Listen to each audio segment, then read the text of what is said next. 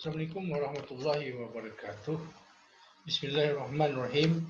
Alhamdulillahirrahmanirrahim. Wassalatu wassalamu ala asyrafil anbiya wal mursalin. Sayyidina wa nabiyina Muhammadin wa ala alihi wasahbihi ajmain. Amma ba'du. Alhamdulillah kita kembali lagi dalam kesempatan yang berbahagia ini. Pada video kali ini kita masih membahas tentang mata kuliah kita perilaku organisasi, yang mana topik kita pada hari ini adalah tentang kepemimpinan dalam organisasi. Nah, itu nanti akan di-share dulu materinya.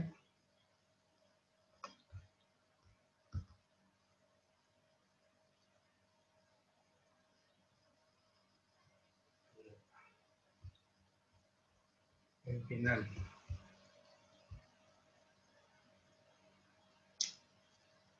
Oke. Kepemimpinan di dalam organisasi. Kemarin sudah membahas tentang motivasi lah. Sekarang kita membahas tentang kepemimpinan. Oke. Apa itu arti dari kepemimpinan? Nah, pemimpin adalah orang yang tugasnya memimpin. Nah, jadi pemimpin itu orangnya artinya orang yang tugasnya memimpin. Sedangkan kepemimpinan itu adalah bakat atau sifat yang harus dimiliki seorang pemimpin. Nah, jadi kalau orangnya itu dinamakan pemimpin, sedangkan bakatnya itu dalam memimpin itu disebut kepemimpinan. Nah, jadi kepemimpinan itu adalah kekuasaan untuk mempengaruhi seseorang. Jadi kepemimpinan itu adalah alat kekuasaan untuk mempengaruhi seseorang. Jadi dengan adanya kepemimpinan, berarti kepemimpinan itu merupakan alat kekuasaan untuk mempengaruhi seseorang, baik dalam mengerjakan sesuatu atau tidak mengerjakan sesuatu. Jadi perintah. Nah, dengan adanya perintah di pemimpin kan, nah itu namanya kepemimpinan. Nah, jadi dengan kepemimpinan itu dia mempunyai alat atau kekuasaan tadi untuk apa? Untuk mempengaruhi seseorang supaya apa? Supaya mengerjakan sesuatu atau tidak mengerjakan sesuatu dari perintahnya. Nah, itu yang dinamakan kepemimpinan. Tapi kalau pemimpin itu orang yang memimpin sesuatu organisasi itu dinamakan pemimpin orangnya. Sedangkan kepemimpinan itu adalah bakat atau sifat yang ada dari seorang pemimpin. Nah, seorang pemimpin seharusnya selalu melayani bawahannya lebih baik daripada bawahannya tersebut melayaninya. Jadi pemimpin itu adalah pelayan istilahnya lah, melakukan minta dilayani, itu yang jujur, yang sebenarnya seorang pemimpin itu adalah melayani, melayani anggotanya, melayani bawahannya, bukan jadi bos. Beda.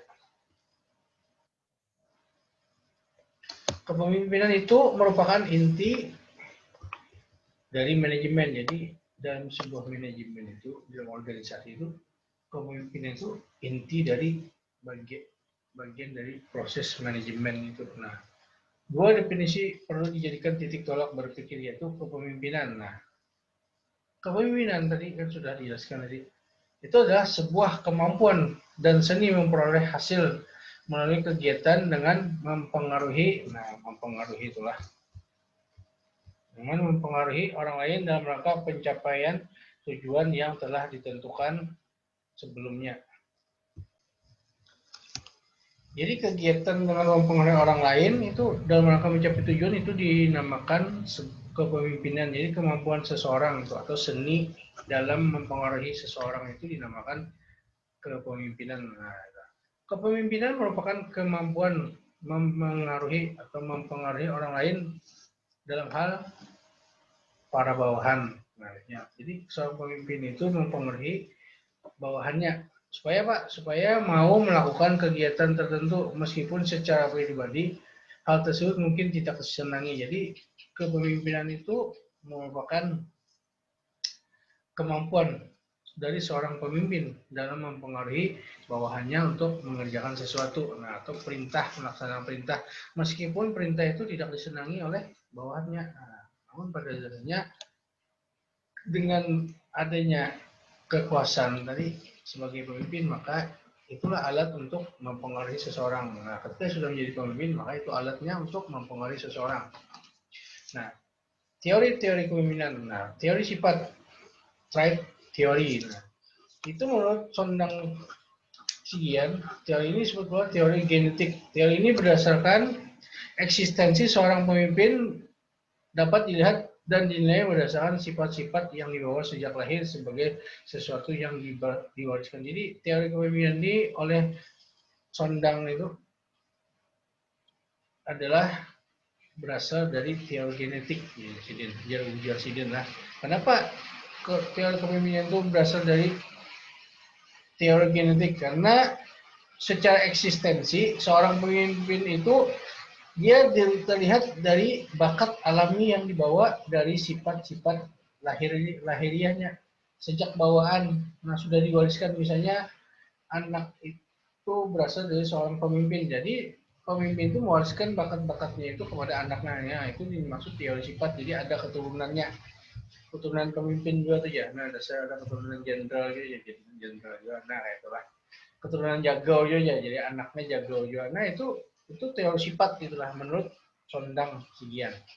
Kemudian teori perilaku atau behavior theory. Nah, perilaku.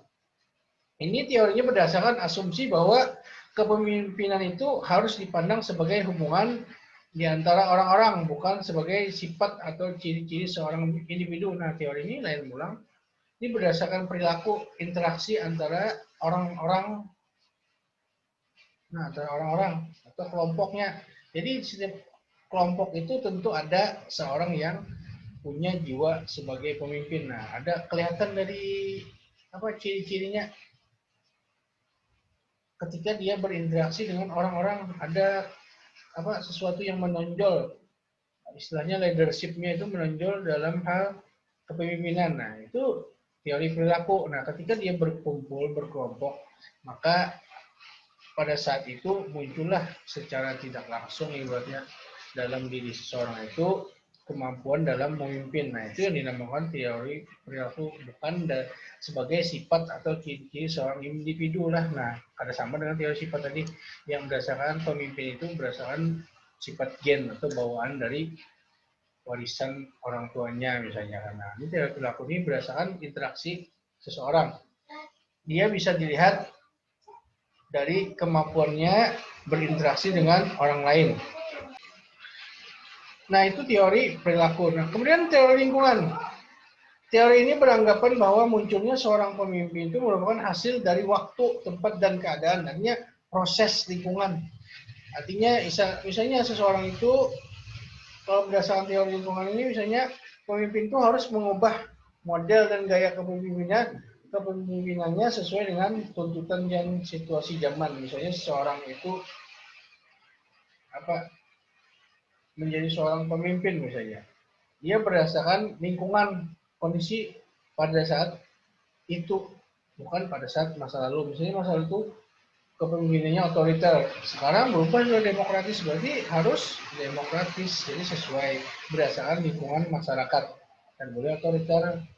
Nah, itulah maksudnya lah. Sifat-sifat seorang pemimpin diantaranya adalah energi, jasmaniah, dan mental. Dia harus secara jasmania memang sudah ada identik ciri-cirinya adalah kelihatan. Kemudian mentalnya kuat. Nah, itu. Kemudian kesadaran akan tujuan dan arah, dia punya visi dan misi yang luas. Yang visi misinya sudah ke depan, itulah visioner. Nah, kemudian antusiasme, dia mempunyai jiwa antusiasme terhadap kepemimpinan di dalam organisasinya. Nah, tanggung jawab yang luar biasa, apalagi patriotisme. Nah, itu jelas. Kemudian sifat yang selanjutnya adalah dia memiliki sifat keramahan dan kecintaan. Nah, jadi seorang pemimpin sejati itu dia memiliki sifat ramah semua orang, maupun bawahannya, dan memiliki rasa cinta kasih sayang. Nah, jadi seorang pemimpin itu istilahnya itu melindungi lah. Nah, kemudian yang selanjutnya adalah sifat pemimpin itu yang paling penting ada integritas. Nah, dia integritasnya harus luar biasa. Integritas istilahnya jujur. Nah, kemudian penuh tanggung jawab. profesional, integritasnya pada korupsi. Nah, itu sifat-sifat pemimpin diantaranya lah. Kemudian tipe-tipe kepemimpinan. Nah, di sini ada 3 tipe kepemimpinan secara tradisional atau tipe kepemimpinan secara klasik. Pertama ada tipe karismatik. Nah, tipe ini biasanya mempunyai daya tarik yang amat besar sehingga mempunyai pengikut yang sangat banyak. Jadi, kalau dalam politik itu misalnya seseorang itu punya karismatik luar biasa. Contohnya kayak apa? Presiden Johan Soekarno. Nah, presiden kita itu punya karismatik seperti Soeharto. Karismatik itu ada, tapi macam-macam sifat karismatik itu lah. Jokowi yang sekarang ini kan populer. Nah, kemudian tipe laissez-faire. Laissez-faire. Laissez-faire. Nah, tipe laissez-faire ini adalah tipe yang membiarkan bawahan berbuat semuanya sendiri, semua pekerjaan, dan tanggung jawab dilakukan oleh bawahan. Jadi, tipe ini istilahnya membebaskan anggotanya untuk berbuat semaunya terhadap pekerjaan, tapi dengan didasari tanggung jawab. Nah, tanggung jawab misalnya ketika berkreativitas dalam organisasi misalnya, ada kegiatan hal-hal yang menyangkut organisasi misalnya. Nah, itu dibiarkannya oleh pemimpinnya untuk berkreativitas sesuai karakter masing-masing anggotanya. Nah, itu membiarkan, namun meskipun dibiarkan, ia tetap memberikan tanggung jawab itu kepada bawahnya, harus ada rasa tanggung jawab bawahnya terhadap pemimpin itu. Meskipun dibiarkan, nah ini demokratisnya sebebas-bebasnya nih, laissez-faire lah, laissez-faire. Apa sih bacanya laissez-faire lah.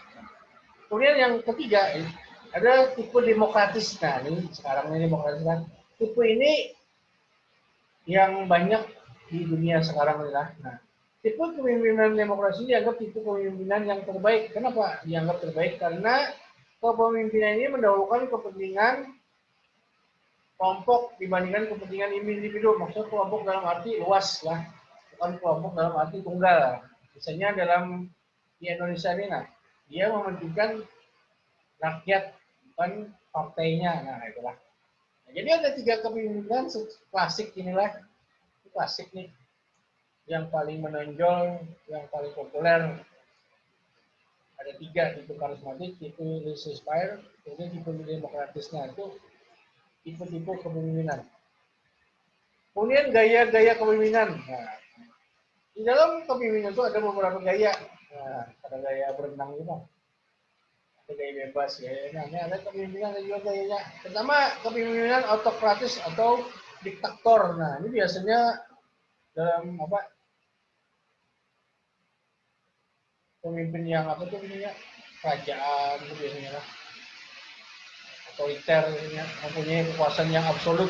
Nah, biasanya dia autokratis. Nah, kemudian kepemimpinan militeristis itu biasanya ada di militer. Nah, komando, sistem komando itu biasanya.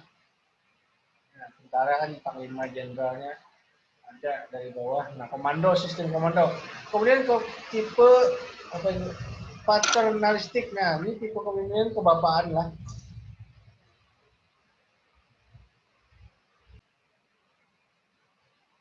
Jadi kepemimpinan paternalistik ini dia lebih memberikan kebebasan kepada karyawannya untuk berkreativitas guna perkembangan organisasinya. Jadi kayak istilahnya kepemimpinan yang seperti kebapaan gitu. Nah, dia membiarkan anak-anaknya atau anggotanya sebebasnya, tetapi dalam kebebasan yang masih dalam koridor tanggung jawab lah. Nah, sesuai kreativitas mereka. Nah, jadi biarkan berkreativitas. Nah, ini tipe kepemimpinan paternalistik. Jadi dia membiarkan sebebasnya kepada anggotanya atau karyawannya dalam hal perkembangan organisasinya. Nah, ini kan kebebasan, tapi kebebasan yang berdasarkan atas tanggung jawab. Nah, tadi kepemimpinan yang kelima, yang keempat kepemimpinan partisipatif. Nah, ini kepemimpinan partisipatif ini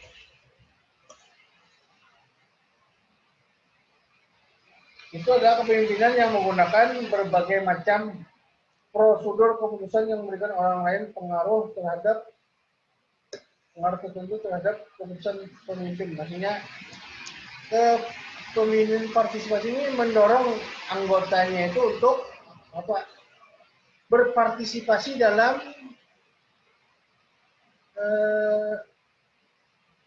berbuat untuk organisasinya. Jadi seorang pemimpin itu memberikan pengaruh kepada anggotanya untuk ikut berpartisipasi dalam menjalankan misalnya organisasinya supaya berjalan sesuai koridor tujuan dari organisasi itu. Jadi memberikan partisipatif kepada orang lain, artinya melibatkan orang lain dalam kepemimpinannya itu. Misalnya dalam hal-hal kebijakan, maka seorang pemimpin itu melibatkan anak buahnya untuk memberikan usul atau ide-ide, gagasan-gagasan untuk memajukan organisasinya. Itu contohnya lah. Kemudian yang kelima, kepemimpinan SSK ini sudah tadi dijelaskan. Kemudian yang keenam, kepemimpinan bebas kendali. Nah, ini bebas kendali sama juga yang disebutkan, modelnya sama. Dia memberikan kebebasan tapi dalam kendali seorang pemimpin. Kemudian kepemimpinan karismatis. Nah, karismatis tadi sudah karismatis adalah pemimpin yang memiliki jiwa, yang memiliki wibawa yang luar biasa. Nah, sehingga dengan kewibawaan itu anak buah itu menjadi menurut istilahnya adalah. Kemudian kepemimpinan demokratis sudah jadi yang memberikan kebebasan kepada demokrasi yang mendahulukan kepentingan rakyat atau kelompok daripada kepentingan pribadinya. Itu kepemimpinan demokratis. Adapun etika dalam kepemimpinan itu ada beberapa macam. Oleh Northus, dia menyebutkan prinsip kepemimpinan yang etis itu ada 5.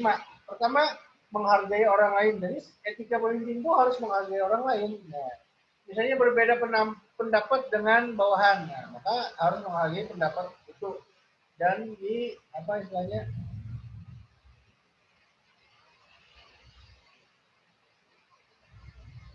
diberikan kebebasan pada anggotanya untuk mengungkapkan atau memberikan gagasan-gagasan meskipun berbeda. Nah, idenya itu tetap dihargai sebagai pendapatnya itu. Nah, kemudian bisa ditampung dulu kan sementara waktu. Nah, itu contohnya menghargai orang lain atau menghargai secara misalnya orang lain itu pekerjaannya bagus misalnya. Nah, itu dihargai. Nah, kemudian yang kedua, etika pemimpin adalah melayani orang lain. Jadi seorang pemimpin itu harus melayani orang lain, bukan minta dilayani. Nah, kayak bos kan minta dilayani lah. Tapi pemimpin itu melayani, mengayomi. Nah, kemudian adil dan objektif. Nah, adil di sini dia adil terhadap tanggung jawabnya terhadap kepemimpinannya di dalam organisasi itu adil. Jadi adil baik dalam hal tugas dan tanggung jawab, adil kemudian terhadap bawahan, kemudian juga objektif kan. Jadi adil dan objektif ini melihat sesuatu itu berdasarkan porsi yang sesuai apa yang dilihat berdasarkan fakta, bukan berdasarkan asumsi pribadi. Nah, jadi objektivitasnya tuh harus adil. Kemudian memiliki kejujuran. Jujur penting nih, seorang pemimpin harus jujur. Kemudian yang kelima adalah membangun komunitas. Nah, itulah. Selanjutnya, prinsip kepemimpinan. Nah, ada prinsipnya yang harus ada dari seorang pemimpin itu untuk menjadi pemimpin yang efektif.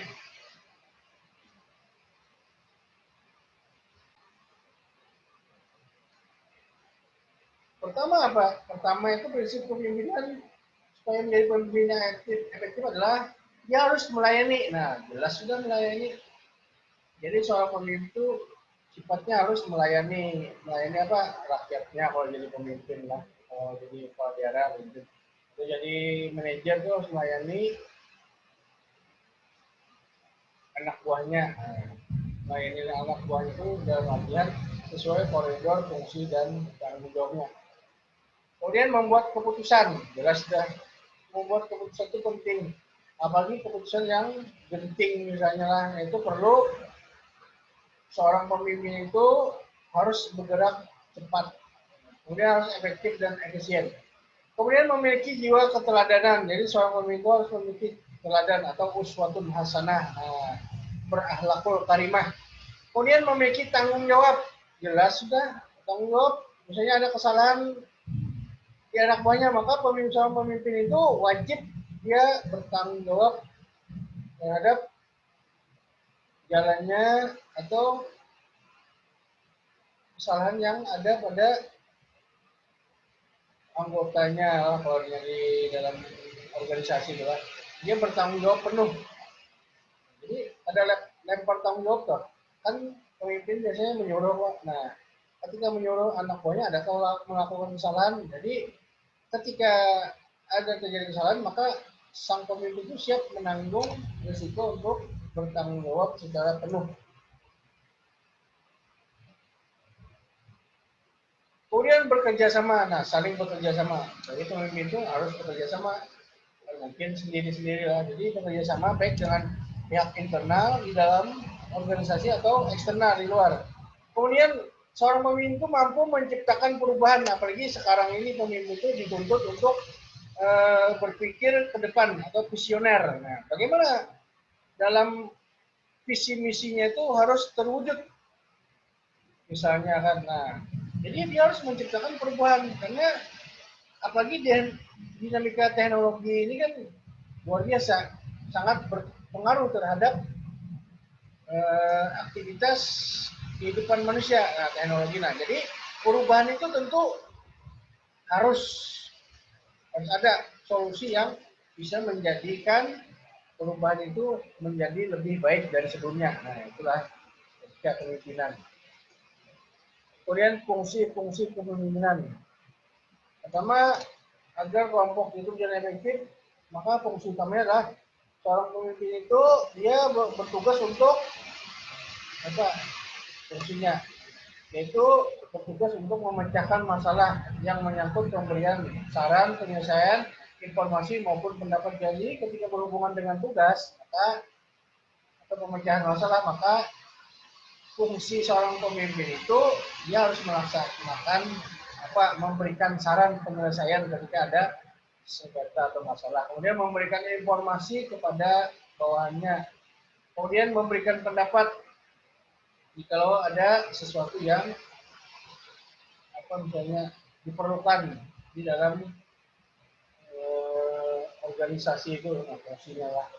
Kemudian fungsi kedua adalah pemeliharaan kelompok atau sosial, yaitu segala sesuatu yang dapat membantu kelompok berjalan lebih baik dan lancar atas persetujuan dengan kelompok lain, maka seorang pemimpin itu menjadi penengah di antara perbedaan kelompok dan sebagainya. Jadi seorang pemimpin itu fungsinya sebagai penengah, tidak ada terjadi perbedaan. Nah, faktor-faktor yang menentukan, pertama karakteristik, itu juga jelas itu karakteristik itu baik yang bersifat intelligence maupun bersifat secara wibawa ataupun secara moral. Nah, itu karakteristik pribadi itu mempengaruhi kepemimpinan. Jadi semakin intelijen atau intelektualnya unggul, maka itu akan mempengaruhi jiwa kepemimpinan seorang di mata bawahannya. Nah, kemudian kedua, kelompok yang dipimpin itu adalah kumpulan dari pada karakteristik pribadi yang berbeda-beda, sehingga seorang pemimpin itu harus mampu menjadi alat untuk menginterpretasikan tujuan yang harus dicapai olehnya. Jadi pemimpin itu kan ketika dalam organisasi banyak karakteristik yang berbeda-beda di antara seorang pemimpin itu. Jadi ketika pemimpin itu karakternya berbeda dengan lingkungannya, maka dia harus mampu menginterpretasikan tujuan yang harus dicapai olehnya itu terhadap organisasi yang akan dijalankannya. Jadi pemimpin itu mampu menginterpretasikannya atau mampu mengimplementasikan tujuan dari organisasi itu atau tujuan yang ingin dicapainya di dalam organisasi itu, meskipun karakteristik dia itu berbeda dengan lingkungan di organisasi itu, nah, meskipun berbeda, dia harus mampu, istilahnya harus mampu unggul, nah unggul lah, atau menonjolkan dirinya bahwa dia mampu sebagai seorang pemimpin menjalankan amanah yang sudah diberikan. Nah, itu maksudnya lah. Kemudian yang ketiga, situasi setiap pemimpin itu pasti berfungsi pada suatu situasi tertentu. Nah, misalnya situasi manusia. Nah, ada situasi itu berupa manusia, fisik dan waktu. Misalnya situasi manusia apa? Adanya apa? Perbedaan karakteristik tadi. Kemudian fisik, anggota fisik itu kan kadang ada yang mentalnya kuat, fisik lah, beda-beda pemimpin itu fisiknya. Nah, kemudian waktu itu mempengaruhi misalnya seberapa banyak pengalaman yang dia dapat dari menjalankan organisasi itu, maka seberapa itu dia memiliki pengalaman dalam menyelesaikan sebuah masalah. Jadi ketika terjadi sebuah perubahan misalnya, maka dituntutlah kemampuan seorang pemimpin itu baik dari segi dilihat dari segi situasi manusianya itu punya karakteristik ya, maupun fisiknya. Fisik itu dilihat dari kemampuan dari pemimpin itu fisiknya. Apa ya fisik itu? Dilihat dari apa? Kuat misalnya lah, berwibawa, nah tuh kan. Kemudian waktu ini uniknya lah, biasanya apa? Mempengaruhi terhadap kepemimpinan itu. Misalnya waktu kondisi genting misalnya, maka pemimpin itu akan memikirkan pengambilan keputusan dengan cepat misalnya. Nah, jadi dengan pengertian lain bahwa setiap situasi itu pasti unik dan berbeda-beda. Maka setiap situasi itu dibutuhkanlah pemimpin yang memiliki spesifik dan fleksibel. Jadi pemimpin itu harus spesifik, khusus di sini mampu beradaptasi dan fleksibel. Nah, fleksibel itu sama tadi beradaptasi ya, ya. Fleksibel artinya ada apa? Ada kaku. Nah, ada kaku. Mampu bang beradaptasi sesuai perkembangan situasi di dalam organisasinya itulah. Nah, itu yang aku kira.